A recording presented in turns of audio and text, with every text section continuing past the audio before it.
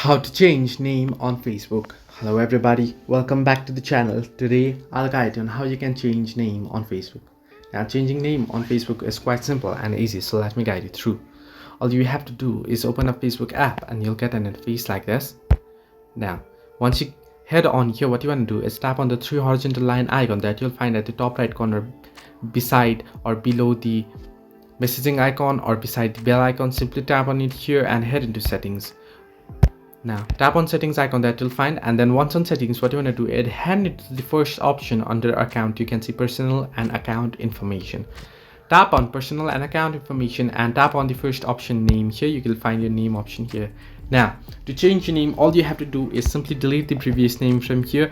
You can easily delete it and then type in your new name here and then simply tap on review change and the name will be reviewed. And once you review your name and if the name is available, you'll find the option change name. Simply tap on change name and confirm your name change, and then you'll be able to change your name. So this way you can change name on Facebook. Hope this helped you. Do like and subscribe, and do not forget to leave a comment down below if you have any further issues.